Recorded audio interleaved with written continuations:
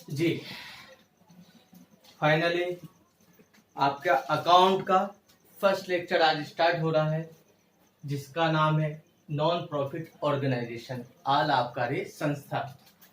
Books सब लोग prefer कर लेंगे एमजी राठी, इसका नाम राठी एंड कुसुमाकर के नाम से है। देख सकते हैं 2019 का मेरे पास एडिशन है। एमपी बोर्ड्स के लिए ज़्यादा प्रीफर की जाती है और मोस्टली जो पेपर्स आपके बनते हैं तो मोस्टली क्वेश्चन इसी में से आते हैं आपके लिए। इसमें पहला चैप्टर है आपका नॉट फॉर प्रॉफिट ऑर्गेनाइजेशन या नॉन प्रॉफिट ऑर्गेनाइजेशन। क्या होता है नॉन प्रॉफिट ऑर्गेनाइजेशन? अलाभकारी संस्थाएं क्या होती है? ऐसी संस्थाएं जिनका उद्देश्य जो गतिविधियां तो करती है, समाज में कार्य तो करती है, लेकिन उस कार्य के बदले में कुछ है ना प्राप्त करने की आशा नहीं करती है। ठीक है, ऐसी संस्था अलाभकारी संस्थाएं होती है। मतलब non profit organisations those organisation who conduct philanthropic activities for social welfare. ऐसी संस्थाएं जो समाज के कल्याण के लिए कार्य करती, जिनका उद्देश्य लाभ कमाना नहीं होता है, ऐसी संस्थाएं क्या कहलाती है? अलाभकारी संस्थाएं कहलाती है। एग्जाम्पल में कहा देखा आपने प्रैक्टिकली? किसको याद है बताना? खजराना गणेश मंदिर अपने इंदौर का सबसे प्रसिद्ध गणेश मंदिर है। बहुत सारे लोग वहां पे जाते हैं, दान पेटी में इतना पैसा डालते हैं, उस पैसे का कहाँ यूज होता है? कौन है जो मंदिर का निर्माण करवा रहा है या मेंटेनेंस संभाल रहा है? ये जो हम सब भक्तों के लिए क्या पार्किंग की सुविधाएं, खाने की भी बहुत सारी जगह पे सुविधाएं दे रखी है। तो इन सुविधाओं को, इन सबको मेंटेन करने वाली समिति है, वो समिति क्या होती है? अलाभकारी समिति। ठीक है, मंदिर में, मस्जिद में, गुरुद्वारों में, लाइब्रेरी है ना, पुस्तकालय है, विश्वविद्यालय है। जैसे हमारा विश्वविद्यालय डीएवी यूनिवर्सिटी है, एमपी बोर्ड। ठीक है, इनका भी कभी उद्देश्य लाभ कमाना नहीं होता है। ठीक है, देश की शिक्षा व्यवस्था को चलाना ही इनका उद्देश्य रहता है। ठीक है, इसलिए ये संस्थाएं क्या कहलाती है? अलाभकारी संस्थाएं कहलाती है। 2 नंबर में एक क्वेश्चन आता है, what do you mean by non profit organisations? आप सबको मैं नोट्स प्रोवाइड कर दूंगा, आप सबके पास नोट्स मिल जाएंगे। ठीक है, अभी आपके पास बुक है, बुक में सबसे पहले ट्रेडिंग कॉन्सेंस के बाद नीचे दे रखा है नॉन ट्रेडिंग कॉन्सेंस या नॉट फॉर प्रॉफिट कॉन्सेंस अलाभकारी संस्था है। हिंदी मीडियम वाले इजीली लिख सकते हैं क्या है? अलाभकारी संस्था ऐसी संस्था है जिसका उद्देश्य लाभ कमाना नहीं होता है। ठीक, अब पेज आप चेंज करोगे। ठीक, तो हम पहले चीज देखते हैं, अलाभकारी संस्था और लाभकारी संस्था मतलब प्रॉफिट ऑर्गेनाइजेशन, जैसा कि आपने 12th में पढ़ा था।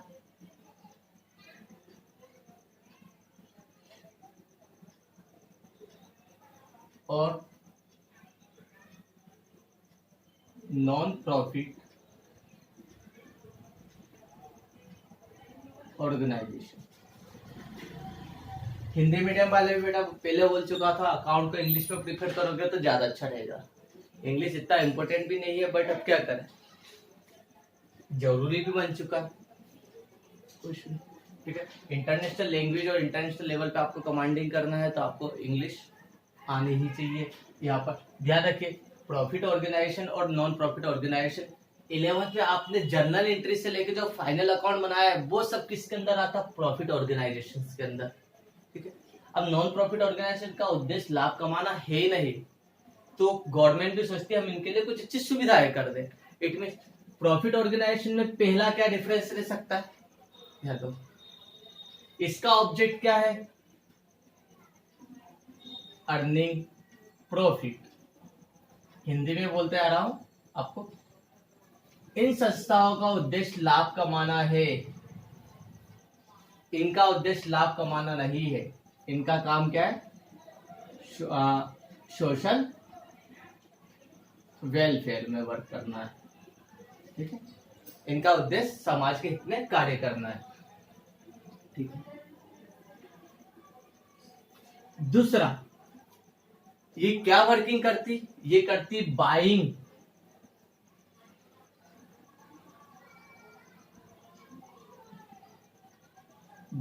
And selling of goods and service. Profit organisation लाभ कमाने वाली संस्थाएं क्या करती, वस्तु और सेवाओं को, गुड्स एंड सर्विसेज की खरीदी बिक्री करती, बाइंग सेलिंग करती है। मैंने बोला एक छोटा ठेले वाला से लेके, एक छोटी शॉप से लेके एक बड़ी से बड़ी कंपनी, आज भी जो आप मार्केट में देखते हो, ये मोबाइल भी जो चल रहा है, उस वो भी कौन सी ऑर्गेनाइजेशन है, प्रॉफिट ऑर्गेनाइजेशन। मतलब इनका ऑब्जेक्ट क्या है, अर्निंग प्रॉफिट। ये प्रॉफिट कमाने के लिए क्या करती है, बाइंग और सेलिंग करती है ना, गुड्स एंड सर्विसेज की। और ये संस्थाएं क्या करती, सोशल एक्टिविटीज करती है, सोशल एक्टिविटीज। बहुत सारे अनाथ आश्रम भी होंगे, वृद्ध आश्रम भी होंगे, एनजीओ भी रहेंगे, वो भी किसके अंदर आते हैं, प्रॉफिट ऑर्गेनाइजेशन के अंदर ही माने जाते हैं। अब क्या है, अकाउंट। अब आप 11th में याद कीजिए, मेनली कौन कौन से अकाउंट्स बनाते थे, ट्रेडिंग अकाउंट बनाया था आपने, प्रॉफिट एंड लॉस अकाउंट और बैलेंस शीट। इट मींस इन ऑर्गेनाइजेशन को कौन कौन से अकाउंट बनाने पड़ते हैं, trading account, profit and loss account और बैलेंस शीट।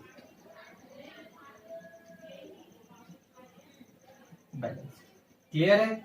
11th पे जिसने अच्छे से पढ़ाई करी तो उसको सब पता चल गया होगा sir. Trading account, manufacturing account बनाया था, फिर हमने प्रॉफिट एंड लॉस अकाउंट बनाया था और बैलेंस शीट बनाई थी। ट्रेडिंग अकाउंट का हिंदी में क्या मतलब होता है, व्यापार खाता, व्यापार खाता। और ये संस्था तो गैर व्यापारिक है, तो ट्रेडिंग अकाउंट तो बना नहीं सकती। तो ये कौन कौन से अकाउंट्स बनाएंगे, सबसे पहले ये अकाउंट बनाती जिस अकाउंट का नाम है रिसिप्ट्स एंड पेमेंट्स अकाउंट। क्या रहता है हिंदी में कहा तो प्राप्ति और भुगतान खाता। ठीक है। दूसरा जो अकाउंट बनाती है प्रॉफिट एंड लॉस के रिप्लेसमेंट में, क्योंकि प्रॉफिट और लॉस अकाउंट की बात कर रहे हैं, ये नॉन प्रॉफिट ऑर्गेनाइजेशन है, तो ये भी प्रॉफिट एंड लॉस अकाउंट बना नहीं सकती है।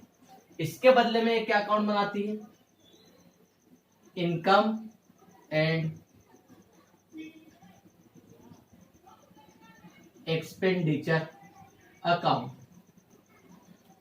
आय व्यय खाता कि कितनी इनकम हुई है, कितने एक्सपेंसेस हुए, ठीक है, इससे रिलेटेड अकाउंट। और बैलेंस शीट अकाउंट का पार्ट है, लेकिन एक स्टेटमेंट है कि आपके बिजनेस की ओवरऑल परफॉर्मेंस क्या है ना, जो आपकी फाइनेंशियली सिचुएशन को बताते हैं। तो इसको दोनों कॉमनली बनाते हैं, इसको नाम लिया है बैलेंस शीट।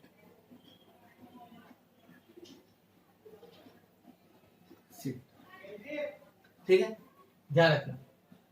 कौन कौन सा अकाउंट, क्वेश्चन एक 2 मार्क्स में आता है। 2 मार्क्स में पहला क्वेश्चन आपको आता है ना, what do you mean by non profit organization. आल आबकारी संस्था से आपका क्या अर्थ है, give the name of account है ना maintain by non profit organization. आल आबकारी संस्था द्वारा रखे जाने वाले मुख्य खातों के नाम बताइए। 2 मार्क्स में खाली नाम लिखने के लिए आता है, तो यहाँ पर आपको पता होना चाहिए receipt and payment account, income and expenditure account और बैलेंस शीट। और एक अकाउंट हो रहा है कैश बुक, कैश अकाउंट। वो दोनों ही ट्रेडिंग और नॉन ट्रेडिंग दोनों कॉन्सेप्ट्स क्या करते हैं, कॉमनली बनाते हैं। ठीक, तो आप 4 अकाउंट के नाम लिख सकते हो और अच्छा रहेगा। क्लियर। अब आपकी बुक में जो अगला क्वेश्चन आ रहा है, ठीक है, ये भी 2 मार्क्स में बहुत अच्छा है, accounting system of non profit organisation. ठीक है, देख लो। और भी इसमें अपन डिफरेंस बता सकते हैं। क्या डिफरेंस बता सकते हैं, देखो, बाइंग एंड सेलिंग करी गुड्स एंड सर्विस की, ठीक है, अर्निंग प्रॉफिट होता है, एक्टिविटीज करना पड़ता है। अब इनके साथ और क्या बता सकते हैं इसके अंदर, हाँ देखो, प्रॉफिट ऑर्गेनाइजेशन में जो ओनर पैसा लगाता है उसको क्या बोलते हैं, कैपिटल।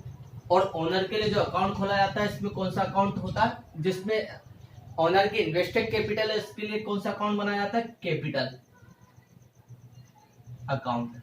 इसमें कैपिटल अकाउंट बनाया जाता है क्योंकि कैपिटल का मतलब क्या था, मीनिंग, ठीक है, वो इनिशियल अमाउंट जो बिजनेसमैन ने बिजनेस में लगाया फॉर अर्निंग प्रॉफिट ऑब्जेक्ट में, है ना, इसलिए इसके लिए हम कैपिटल अकाउंट बनाते हैं। लेकिन यहाँ पर जिस भी ओनर ने पैसा लगाया था उसका उद्देश्य ये नहीं था कि लाभ कमाएगा, है ना, प्रॉफिट अर्निंग ऑब्जेक्ट से नहीं करा, इसलिए कैपिटल अकाउंट की जगह क्या बनाते हैं, कैपिटल फंड, मतलब ये पूंजी खाता बनाते हैं और ये पूंजी कोष बनाते हैं। हालांकि अभी तक तो आया नहीं, बट आने के चांसेस है, क्वेश्चन आ सकता है लाभकारी संस्था और गैर लाभकारी संस्थाओं के बीच में अंतर बताइए ना, explain any 5 difference between profit organisation and non profit organisation. आपको नोट्स में सब मिल जाएगा, बहुत अच्छे तरीके से मिलेगा। अभी तो अपन समझने के पॉइंट ऑफ व्यू से मैं आपको यहाँ पर बता रहा हूँ। जिसको भी लिखना है वो एक बार वीडियो पॉज करके लिख सकता है। ठीक, अगला question,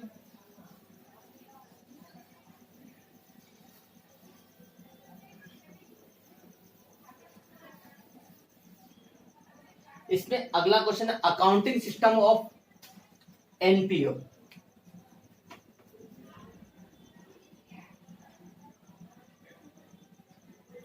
accounting system of non profit organisation. ठीक, लेखा पद्धति, अकाउंटिंग सिस्टम को कहा जाता है हिंदी में लेखा पद्धति।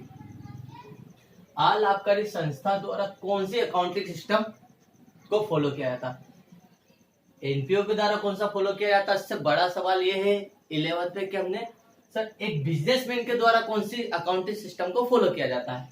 क्या देखो, एक बिजनेसमैन बिजनेस द्वारा, एक प्रॉफिट ऑर्गेनाइजेशन द्वारा जिस एंट्री को, मतलब जिस अकाउंटिंग सिस्टम को फॉलो किया जाता है उससे हम बोलते हैं व्यापारी पद्धति, मर्केंटाइल सिस्टम।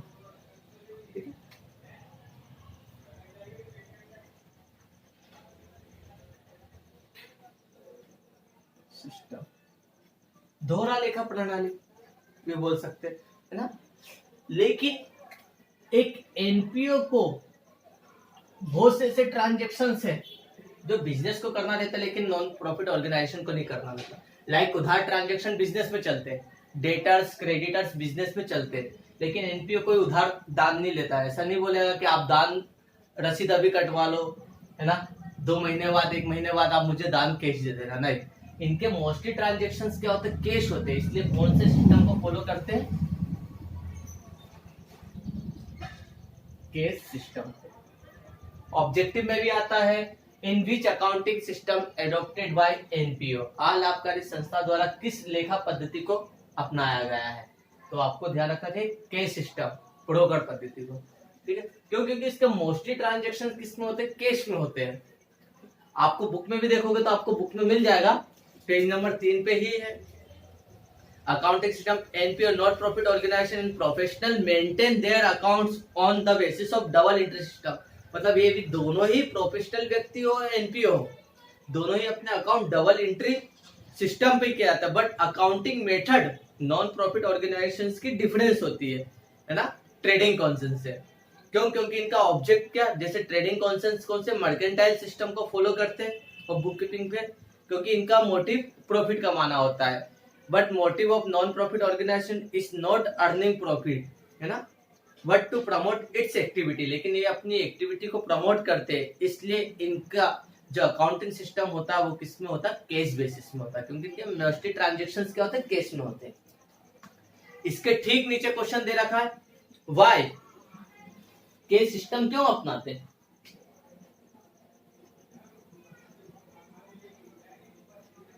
क्वेश्चन करने लगे होंगे प्रॉफिट ऑर्गेनाइजेशन बिजनेस वाले कि हमारा सिस्टम मर्केंटाइल दे दिया, इतना टफ दे दिया, प्रोफेशनल व्यक्ति हम हायर एजुकेटेड पर्संस को अपॉइंट करेंगे, अकाउंटेंट करे, सीए करे, इतनी हाई प्रोफाइल, मतलब उनको सैलरी भी दे, ठीक है, और आप एनपीओ के लिए इतना इजी कर रहे। ठीक, तो गवर्नमेंट ने इसको किस क्लियर करा कि इसका ऑब्जेक्ट तो पहली बात तो प्रॉफिट कमाना नहीं है। ठीक है, और दूसरा रीजन, और भी बहुत सारे रीजन है, सबसे पहला रीजन इसमें दे दिया cash transaction.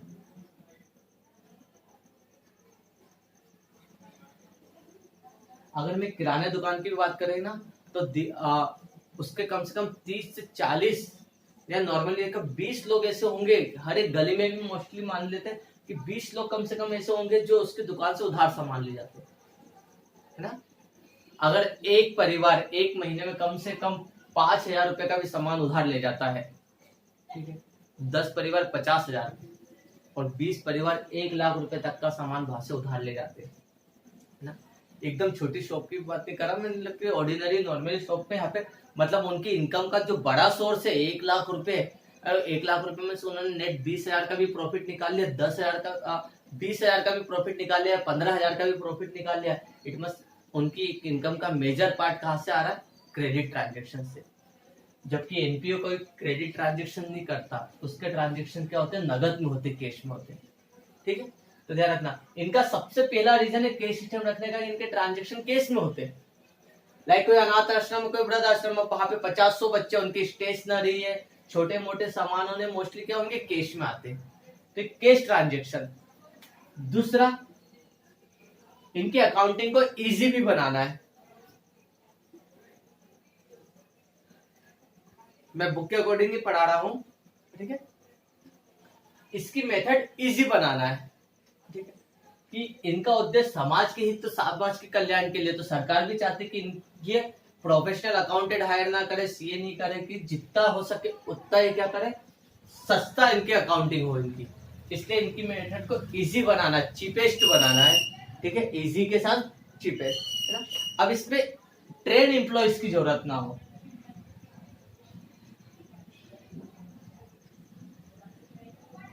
not required for train employees है ना, एम्प्लॉइज लिखा गया, मतलब इसके लिए कोई प्रोफेशनल अकाउंटेंट की जरूरत नहीं है। देखो पीसीएम वाला, बायो वाला 8 to 10th पास भी क्या कर सकता है? इनके अकाउंट मेंटेन कर सकता है। आपको है ना पूरी बुक में एक ही चैप्टर मिलेगा एनपीओ का, है ना, या पूरे कॉमर्स में फील्ड में बात करूँ ना, चैप्टर आपको एक ही मिलेगा एनपीओ का, नॉन प्रॉफिट ऑर्गेनाइजेशन। बाकी जितने भी अकाउंट है, चाहे वो बीकॉम हो, एमकॉम हो, सब किसके बेस पे है? प्रॉफिट ऑर्गेनाइजेशन के बेस पे है ना। इसलिए इसका कोई नॉन प्रोफेशनल व्यक्ति भी एक चैप्टर पढ़ने में कितना टाइम लग रहा है, उसको समझने में कितना टाइम लग रहा है? 1 दिन, 2 दिन, 5 दिन, 10 दिन, मतलब 10 से 15 दिन की ट्रेनिंग में भी उतना एक्सपर्ट हो जाता है कि वो किसी एनपीओ के अकाउंट्स को इजीली मेंटेन कर सकता है। इसलिए समझ आ क्या, इसके लिए कोई प्रोफेशनली ट्रेन एम्प्लॉय की जरूरत नहीं हो। इसके बाद लेस एक्सपेंसिव, इनके खर्चे भी कम होते। लेस एक्सपेंसिव मतलब सस्ता बनाना, चीपेस्ट बनाना, इनका अकाउंटिंग सिस्टम को सस्ता बनाना है, इसलिए इन्होंने कैश सिस्टम को अडॉप्ट करवाया कि नहीं, आप अपने ट्रांजेक्शन को कैश में रिकॉर्ड करिए नॉर्मली। और क्या बता सकते हैं इसमें? इनके ट्रांजेक्शन लिमिटेड भी होते,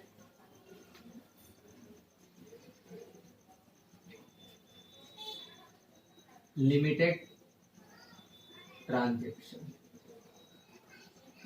क्या होंगे कि एनपीओ के? लाइक मेरा एक आश्रम है, मेरे ट्रांजेक्शन्स क्या होंगे?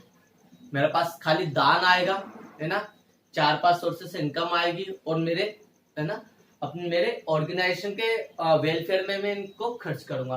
मतलब मेरे ट्रांजेक्शन बहुत लिमिटेड है। एक बिजनेस ट्रांजेक्शन को देखो कितने खर्चे होंगे, स्टाफ की सैलरी, टैक्स देना उसको, ऑफिस का रेंट है, एडवर्टाइजमेंट है, सेलिंग है, डिस्ट्रीब्यूशन है, प्रिंटिंग, स्टेशनरी से बहुत सारे खर्चे रहते हैं। जिसने भी 11th में profit and loss account, trading account के एक्सपेंसेस, डायरेक्ट इनडायरेक्ट एक्सपेंसेस देखे, उनको पता चल गया होगा ना, उनके बहुत एक्सपेंसेस, जबकि एक एनजीओ के एक्सपेंसेस बहुत लिमिटेड ट्रांजेक्शन्स होते हैं उनके, ठीक है। इस रीजन से भी कौन सा सिस्टम अपनाया गया ना, केस सिस्टम अपनाया। क्वेश्चन आ सकता है, रीजन बताना है अडॉप्ट करने के केस सिस्टम के, आपको पता होना चाहिए। और भी बता दें, इनकी एक्यूरेंसी टेस्ट करना है, इनको क्या पता कर चलना चाहिए? ओनली रिसिप्ट्स एंड पेमेंट की जानकारी मिलना चाहिए इनको, ठीक है, रिसिप्ट्स एंड पेमेंट की जानकारी। और भी क्या बता सकते हैं? ठीक है, नॉर्मली का 4 या 5 पॉइंट ही आएंगे आपको एक्सप्लेनेशन के लिए, आपकी बुक में और भी दे रखा, आप देख सकते हो, ठीक है। अब इसके अंदर देखा नॉलेज अबाउट सरप्लस और डेफिसिट, 9th नंबर का पॉइंट है, आपकी एमजी राठी की बुक पेज नंबर 3 है, ठीक है। इसके अंदर क्या है? नॉलेज मिल जाएगा आपको किसका? अबाउट सरप्लस और डेफिसिट का। इस सरप्लस क्या होगा एंड डेफिसिट क्या होगा? अभी प्रॉफिट वर्ड का यूज ना करते हुए क्या कर रही हूँ, नॉन प्रॉफिट ऑर्गेनाइजेशन। देखो प्रॉफिट ऑर्गेनाइजेशन के पास अगर इनकम ज्यादा हो गए, खर्चे कम हुए, तो वो क्या बोलेंगे, उसको प्रॉफिट बोलेंगे। लेकिन नॉन प्रॉफिट ऑर्गेनाइजेशन, अलाभकारी संस्था, उसको प्रॉफिट ना बोल के किसका यूज करेगी, सरप्लस। क्योंकि उद्देश्य लाभ कमाना नहीं, तो उसके अगर प्रॉफिट हो गया तो इसको क्या वर्ड दिया जाए, सरप्लस। और लॉस को क्या बोल दिया, डेफिसिट। इट मीन लॉस के रिप्लेसमेंट में क्या कर दिया ना, डेफिसिट कर दिया। ठीक है, अगेन ध्यान रखना, प्रॉफिट ऑर्गेनाइजेशन प्रॉफिट हो, एक्सेस अमाउंट हो गया, जो बेनिफिट है उसको प्रॉफिट बोलेगी, एनपीओ सरप्लस बोलेगी, और ये क्या बोलेंगे, लॉस की जगह डेफिसिट बोलेंगे। क्लियर है। अगला क्वेश्चन, इसमें पेज चेंज करोगे आप।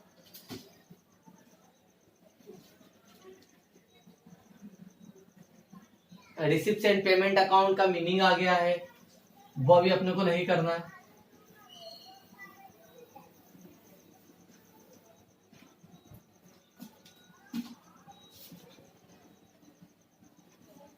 रिसिप्ट से पेज अभी भी आपको, अपन देखते इनकम के sources. English medium page number 10 पे होगा, हिंदी मीडियम ध्यान, अलाभकारी संस्था के आय के प्रमुख स्रोत, है ना, अलाभकारी संस्था के आय के प्रमुख स्रोत, sources of income of non profit organisation.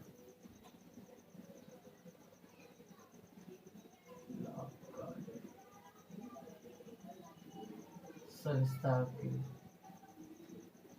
आय के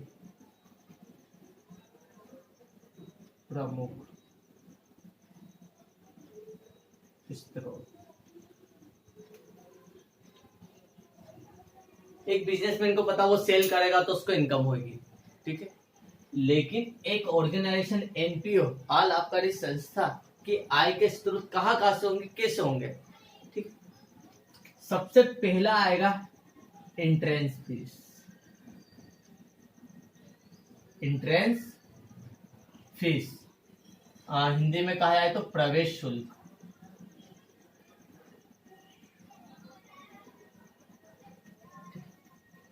दूसरे नंबर पे आएगा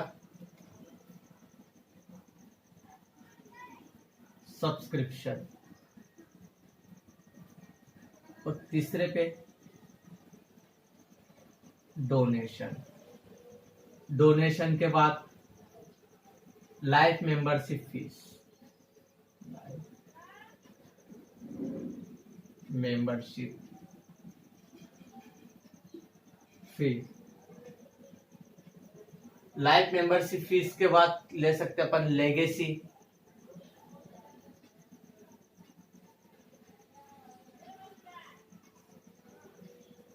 लेगेसी के बाद लिख सकते अपन sale of old assets and newspaper. And और भी एग्जांपल्स ले सकते हैं। इसके बाद इसमें क्या दे रखा,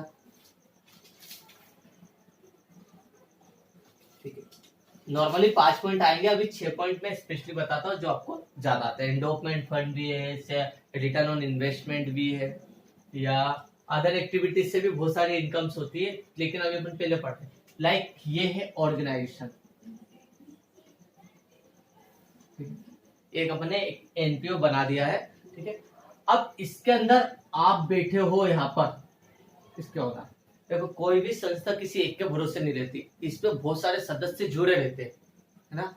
सदस्य होना और बाहर के लोग होने में अंतर है, ठीक है। तो ये संस्था चलती कैसे, जैसे इसमें सदस्य बनते हैं। सदस्य क्या, लाइक सलमान खान है, क्या चला रहा है, बीइंग ह्यूमन, ठीक है। आमिर खान के भी कुछ ट्रस्ट चल रहे हैं, शाहरुख खान के भी कुछ सोशल वेलफेयर एक्टिविटी चलती है, अक्षय कुमार, है ना, हमारे देश के आर्मियों फौजियों के लिए भी बहुत सारे अच्छे सोशल वेलफेयर में वो वर्क करते हैं। तो ये अकेले नहीं करते, इनके साथ और भी लोग जुड़े हुए हैं, ठीक है। लाइक मेरी कोई संस्था मैंने खोली है, लाइक मार्गदर्शन इंस्टीट्यूट के साथ साथ क्या मैं कुछ सोशल वेलफेयर भी करता, तो मुझसे मैं अकेले नहीं, मुझसे कुछ और लोग भी जुड़े हुए हैं। लाइक क्या बोलते हैं, ओके ठीक है, अपन कुछ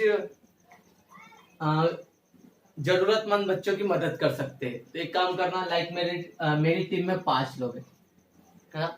अब एक इंसान कम से कम 5,000 रुपए तक का अमाउंट पे कर देता है।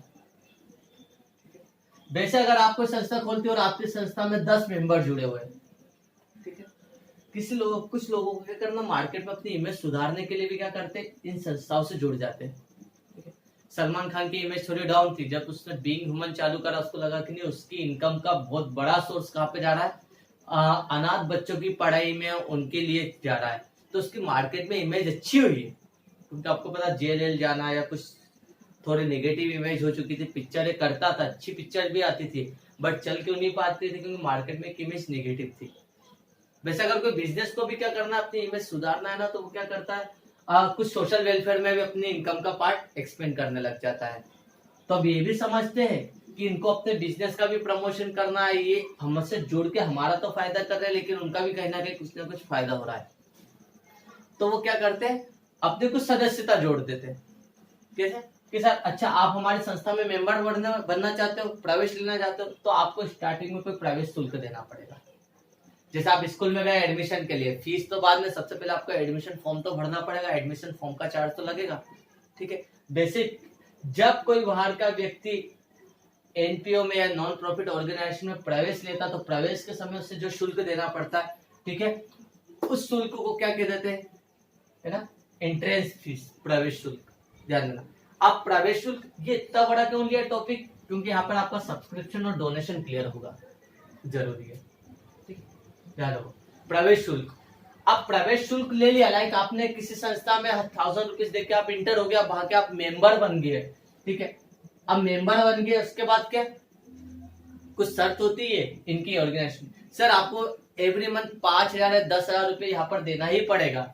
अगर sorry, every year, every month या क्वार्टरली, हाफ ईयरली, जो भी उनकी की शर्तें, उनके अकॉर्डिंग उनको कुछ पेमेंट देना पड़ता है, ठीक है।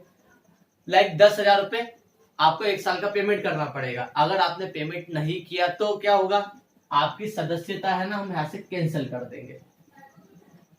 कुछ क्लब भी चलते हैं, मनोरंजन के लिए क्लब भी है, ठीक है, वहां पर भी क्या कर देंगे, आपकी सदस्यता कैंसिल कर देंगे, फिर आप यहाँ के मेंबर नहीं होंगे, जो आपको बेनिफिट मिलता है वो बेनिफिट आपको मिलने से बंद हो गया, ठीक है। तो संस्था से जुड़े सदस्य संस्था को जो एवरी ईयर, एवरी मंथ जो पेमेंट देते हैं, उस अमाउंट को क्या कहा जाता है, चंदा।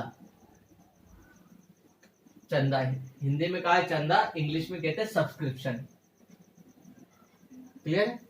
सब्सक्रिप्शन वो कंपलसरी अमाउंट है जो नॉन प्रॉफिट ऑर्गेनाइजेशन के मेंबर द्वारा एवरी मंथ या एवरी ईयर कंपलसरी पे किया जाता है, ठीक है। इस अमाउंट को सब्सक्रिप्शन कहते हैं। सब्सक्रिप्शन आपने शुरू से सुना या सुना, चंदा। अरे चंदा अमाउंट तो आपने क्या सुना, सर गणेश जी का चंदा, माता जी का चंदा, है ना, और भी दशहरे का चंदा, ये चंदा उन लेने आ जाते हैं। तो चंदा भी वो एक तरीके से आपका सब्सक्रिप्शन है ना। ऐसा तो नहीं कि पिछले साल हमने चंदा दिया था इस साल नहीं देंगे, नहीं, आप हर साल एक इनिशियल अमाउंट कम से कम कुछ ना कुछ अमाउंट देते हो, ठीक है, ये चंदा है। डोनेशन, दान,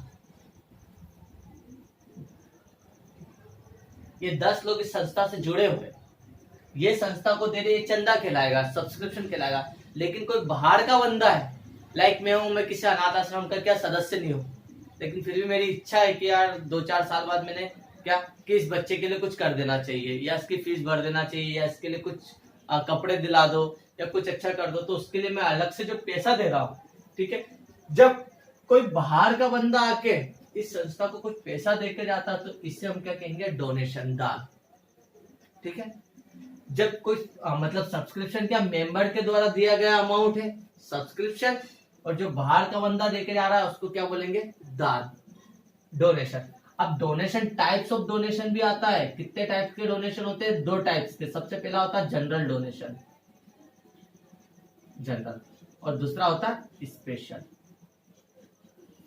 2 मार्क्स में भी आ सकता है, explain the types of donation. दान को समझाइए, हिंदी में कहा जाए तो सामान्य दान और विशिष्ट दान। सामान्य दान और दूसरे नंबर पे आता है विशिष्ट दान। बेटा सामान्य दान जनरल डोनेशन क्या होगा? ऑफलाइन होती तो मैं आप सबके रिव्यूज सुनता। ठीक है, समझना। जिसको भी कोई डाउट आ रहा है, कुछ भी प्रॉब्लम आ रही है, आपके पास नंबर है मेरा, आप व्हाट्सएप पे टेक्स्ट कर सकते हो या स्पेशली मुझे पर्सनली कॉलिंग कर सकते हो। मैं आपको कॉल पे भी समझा दूंगा, कोई इशू नहीं है। देखो, आप किसी अनाथ आश्रम पे गए, आपके जेब में 1000-2000 रुपए थे, आपने उनको दिया, वो पूछेंगे आपको किस पर्पज से दिया, आप क्या बोलोगे? आप इतने जानकार नहीं, फर्स्ट एक्सपीरियंस है, नहीं आप रख लीजिए, बस आप बच्चों के हित में खर्च कर देना। ठीक है, ऐसा दान क्या कहलाता? सामान्य दान, जिसके बारे में आपको पता नहीं अब वो संस्था कहाँ यूज करेगी। ठीक है, ये दान क्या कहलाता? सामान्य दान। ठीक है, और विशिष्ट दान क्या होता है? जो किसी विशेष उद्देश्य के लिए दिया है ना। लाइक आपने बोला कि इस दान से क्या करना, आप लाइब्रेरी बनवा लेना, या बच्चों के लिए वेन की व्यवस्था कर देना। ठीक है, या बच्चों के लिए स्पोर्ट्स इक्विपमेंट के लिए ही, ध्यान रखो, खेल सामग्री के लिए ही इस दान को दे रहा हूं, मतलब इस दान का उपयोग आप किससे करोगे? खेल सामग्री के लिए ही करना। ठीक है, ये दान क्या कहलाता है? विशिष्ट दान कहलाता है। ऐसा दान जो किसी स्पेसिफिक ऑब्जेक्ट या स्पेसिफिक पर्पस को कंप्लीट फुलफिल करने के लिए दिया जाता है, स्पेशल डोनेशन कहलाता है।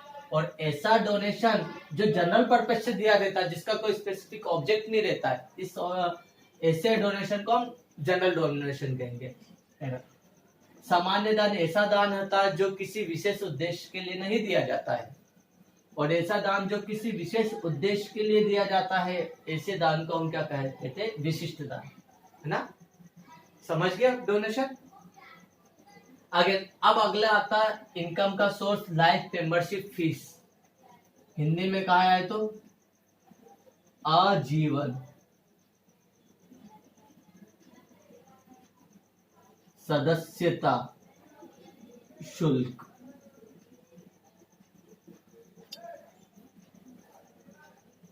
कुछ बोलते होंगे ना, हम सर साल भर का मत रखे, मंथ का नहीं रखे, हमें ध्यान नहीं रहता है। आप तो कोई ऐसी स्कीम बताइए, क्योंकि अभी भी आप बाहर नहीं गए एनपीओ से, है ना। ये आप और वहां से आप गए, आपने बोला था कि हम एवरी मंथ पेमेंट नहीं दे सकते, हम भूल जाते, हमारे बहुत सारे कारोबार चलते, हमको इतना ध्यान नहीं है। ये हम क्या कर सकते हैं? एवरी ईयर भी नहीं दे सकते हैं। आप कुछ ऐसा ऑप्शन बताइए कि हम एक बार आए और एक ही बार पेमेंट दें, इसका हमें लाइफ टाइम कभी भी आपको पैसा ना देना पड़े, हम लाइफ टाइम आपके क्या हो सकते? मेंबर बन सके। इसे क्या बोलते हैं? Life membership fees. ठीक है, आजीवन सदस्यता शुल्क। ये क्या होता है? वन टाइम लमसम अमाउंट होता है। इस अमाउंट को देने के बाद आपको सब्सक्रिप्शन देने की आवश्यकता नहीं होती है। ठीक है, इसे बोलते हैं आजीवन सदस्यता शुल्क।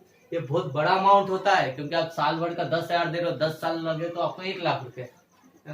हो सकता है इन्होंने ऑप्शन दे दिया कि आप क्या करिए, हमें 1.5 लाख रुपए दे दीजिए, फिर आपको लाइफ टाइम मेंबरशिप मिल जाएगी।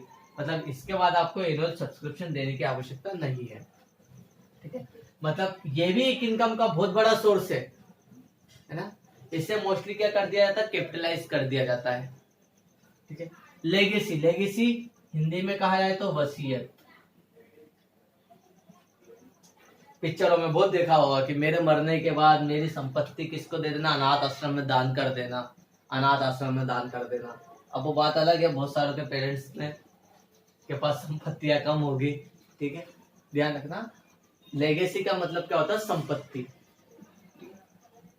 जब कोई व्यक्ति है ना अपने जीते जी क्या करता है, कुछ ऐसी वसीयत में लिख देता है कि मेरी इनकम या उनकी जायदाद बहुत सारी है, ठीक है, बच्चे हों, नालायक है, या तो कोई उनकी कोई संतान ही नहीं है, या देख रेख करने वाला कोई है नहीं, या कोई आसपास के रिश्तेदार भी नहीं है, तो मरने का दिन संपत्ति का क्या होगा? तो वो अपनी वसीयत में करवा देता कि मेरे मरने का दिन मेरी संपत्ति इस संस्था को दान में करती जाए। तो ये क्या होता है? वसीयत के थ्रू भी क्या होती है? अलाभकारी संस्थाओं को आय प्राप्त होती है। तो एक आय का स्रोत ये भी legacy. Sale of old assets and newspaper. Income बहुत बड़े लेवल पे होती है इनके पास। क्यों?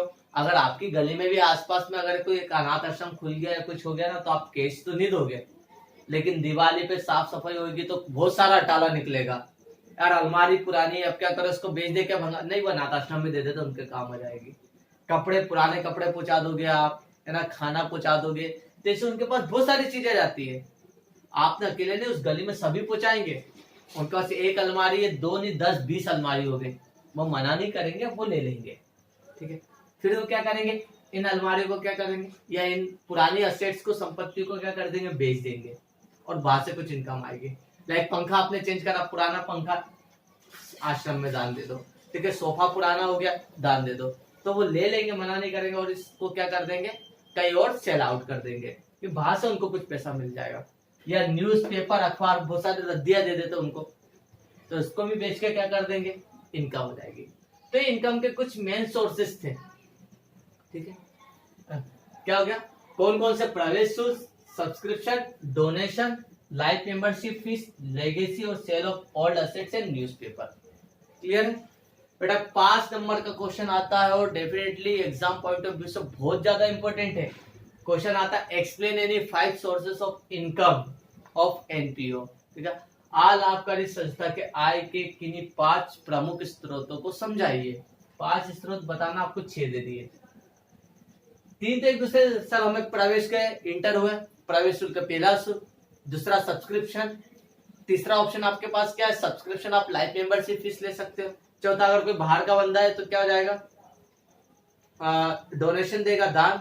और 5वां पॉइंट क्या कर सकते हैं आप, वसीयत, लेगेसी। 5 तो पॉइंट एक दूसरे से कनेक्टेड मिल जाएंगे आपको। क्लियर है ना? अगेन ध्यान रखना, पॉज करके एक बार देख लो, समझ में नहीं आ रहा देना आप मुझे व्हाट्सएप कर सकते हो, टेक्स्ट कर सकते हो। ठीक है, रफ कर देता हूं।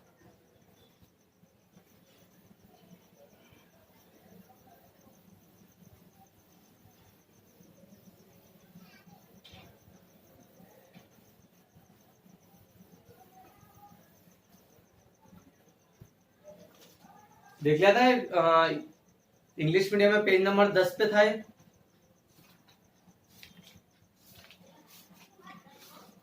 अभी इसमें और भी थ्योरी रहेगी, लेकिन जैसे जैसे अपन प्रैक्टिकल करेंगे वैसे वैसे मैं आपको चीजें समझाता रहूंगा। ठीक है, अब अपने को 2 चीज देखना है। सबसे पहले देखना है रेवेन्यू आइटम,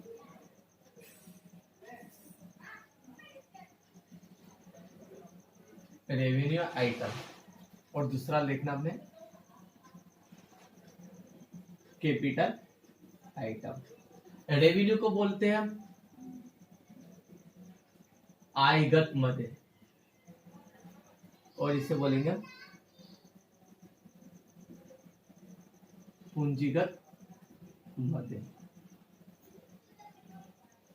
ठीक है, आयगत मद और पूंजीगत मद, कैपिटल आइटम और रेवेन्यू आइटम क्या होता है, ऐसे आइटम क्या होते हैं जो है ना आपके रूटीन होते, ऑपरेटिंग एक्टिविटीज का पार्ट होते हैं। ऑपरेटिंग एक्टिविटीज मतलब जो आपको हर साल होती है ना, ऐसे आइटम्स हो गए जो आपके एवरी ईयर, जिनका रिपीटेशन होता है। ठीक है, जिनका रिपीटेशन हर साल होता है। कुछ ऐसी इनकम हो जैसे चंदा, आपको हर साल मिल रहा है, एक मेंबर बन गया तो वो आपको हर साल क्या करेगा, चंदा देता जाएगा। तो ये चंदा आपके लिए क्या हो गया, सब्सक्रिप्शन क्या हो गया आपके लिए, रेवेन्यू आइटम। ठीक, और क्या हो सकता है, रेंट हो गया है, कुछ खर्चे हो गए होंगे, ये क्या होंगे आपके रेवेन्यू आइटम। अधिकतर क्या होता है, जैसे एक दुकानदार के लिए सेल्स डेली हो रही है तो उसके लिए सेल्स क्या हो गया, रेवेन्यू हो गई। ठीक है, लेकिन अगर उसने फर्नीचर खरीदा है, परचेस करा, तो रेवेन्यू नहीं रहेगा। कौन सा आइटम हो जाएगा, कैपिटल आइटम। मतलब कैपिटल आइटम का रिलेशन मोस्टली किसके साथ होता, फिक्स से होता, फिक्स असेट से होता है। जैसे land, building, plant, furniture, machinery को खरीदा है तो इससे आपकी कैपिटल बढ़ती है, लेकिन ये कौन सा आइटम हो जाएंगे, कैपिटल आइटम हो जाएगी। रेवेन्यू आइटम मतलब क्या होता है, जो आपके ऑपरेशन एक्टिविटीज का, ऑपरेटिंग एक्टिविटीज का पार्ट होते हैं, है ना, जो आपके बिजनेस को या जो आपके संस्था को चलाते समय जो भी आपको प्राप्त हो रहा है ना, या जो भी आप खर्च कर रहे हो, ये किस में आएगा, रेवेन्यू आइटम में। ये हमेशा स्मॉल अमाउंट होता है। रेवेन्यू आइटम क्या होता है, ये स्मॉल, छोटा छोटा करके घड़ा, मतलब बूंद बूंद से इसमें घड़ा भरता है। इनमें से क्या हो सकता है, स्मॉल अमाउंट में आता है। ठीक है, बूंद बूंद से घड़ा भरता है, तो जो बूंद टपक रही है ना बिजनेस में, ये आपकी क्या है, रेवेन्यू आइटम। और जो घड़ा है, घड़ा मतलब जो आपकी फिक्स असेट से, घड़े को एक ही बार खरीदना पड़ता है। ठीक है, लॉन्ग टाइम चलता है, उसके अंदर पानी आता जाता रहता है, तो जो पानी है, जो लिक्विड है, जो ऑपरेटिंग है, यही क्या होगा आपका रेवेन्यू आइटम, और घड़ा क्या आपकी फिक्स असेट्स हो गई है, तो ये क्या होगी आपकी कैपिटल, मतलब इसको खरीदने में लार्ज अमाउंट लगता है, बड़े लेवल पे पैसा लगता है, ठीक है। अब रेवेन्यू आइटम कैपिटल आइटम क्यों जरूरी, बहुत ज्यादा जरूरी है, क्योंकि प्रॉफिट एंड लॉस अकाउंट आपने 11th में बनाया था, उसमें हम क्या लेते थे, इनकम और एक्सपेंसेस को लेते थे।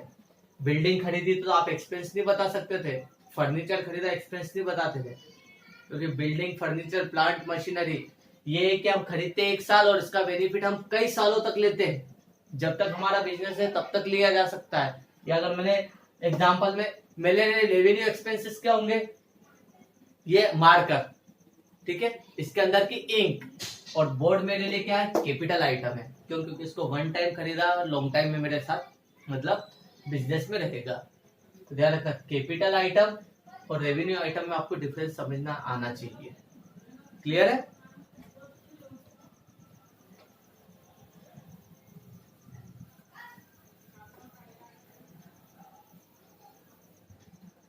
Wait,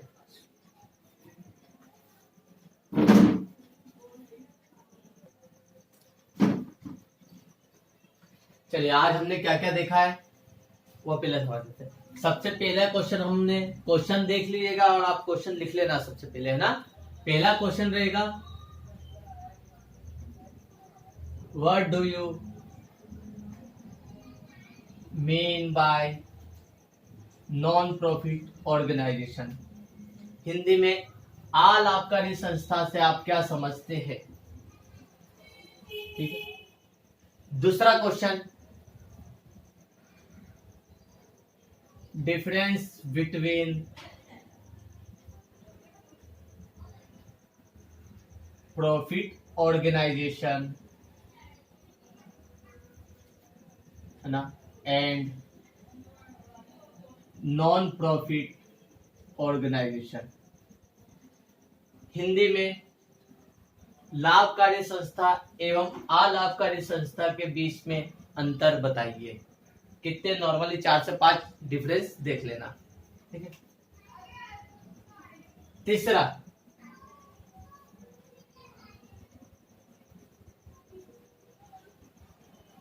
name the account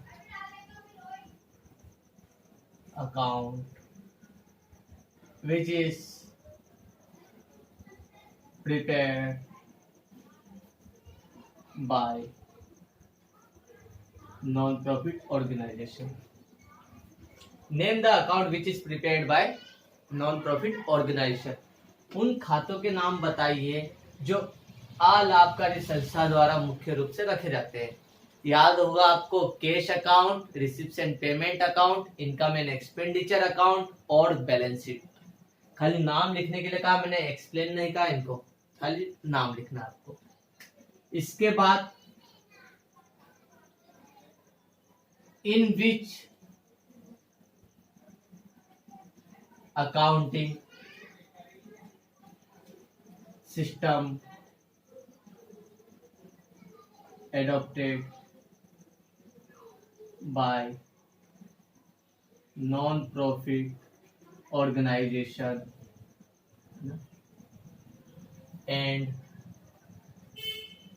why भी बताना, उसके ठीक नीचे एक्सप्लेनेशन भी दे रखा, ठीक है। अलाभकारी, हिंदी मीडियम में लिखना, अलाभकारी संस्था द्वारा किस लेखांकन पद्धति को रखा जाता है ना, क्वेश्चन मार्क, और क्यों रखा जाता है, रखने का रीजन भी लिखना है आपको, ठीक है। आगे देखना, कौन सी अकाउंट सिस्टम को एडॉप्ट किया गया, केस सिस्टम को, हमने पढ़ा था केस सिस्टम को एडॉप्ट किया गया था। क्यों था, क्योंकि इजी बनाना था, चीपेस्ट बनाना था, नॉन प्रोफेशनल पर्संस को अकाउंटिंग करना था, ठीक है। इनके लिमिटेड ट्रांजेक्शन्स थे, मोस्टली ट्रांजेक्शन केस में थे, इस कारण इन्होंने क्या करा था, केस सिस्टम को एडॉप्ट किया था। और 5वां क्वेश्चन आएगा आपको इसमें, है ना, एक्सप्लेन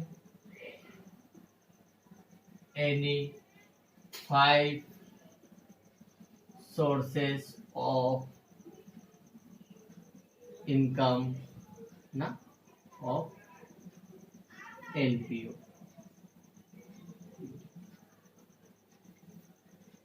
अलाभकारी संस्था के आय के किन्हीं 5 प्रमुख स्रोतों को समझाइए। ध्यान रखना, अलाभकारी संस्था के आय के किन्हीं 5 प्रमुख स्रोतों को समझाइए। लिख लेना बेटा, इसके आंसर मैं टिक करवा दूंगा आपको, इसके नोट्स ही आपको प्रोवाइड कर दूंगा। ठीक है, आपको सब नोट्स मिल जाएंगे प्रॉपरली, तो आपको मिलेगा। क्लियर है? ये 5 क्वेश्चन आपको आने चाहिए। कोई डाउट है तो आप मुझे व्हाट्सएप पे टेक्स्ट कर सकते हैं ना, कॉलिंग कर सकते हैं, मैं आपके डाउट्स को क्लियर कर दूंगा। अब आगे के जो आपके प्रैक्टिकल्स रहेंगे या कुछ रिसिप्ट पेमेंट अकाउंट की मीनिंग रहेगी, इनकम एंड एक्सपेंडिचर्स अकाउंट की मीनिंग है, दोनों में हम डिफरेंस देखेंगे। ठीक है, डिफरेंस देखने के बाद इनके कुछ प्रैक्टिकल्स देखेंगे। सब बुक्स लेकर आइएगा। अभी थ्योरी मैं आपको पीडीएफ में आप प्रोवाइड कर दूंगा व्हाट्सएप ग्रुप पे। ठीक है, ओके बाय।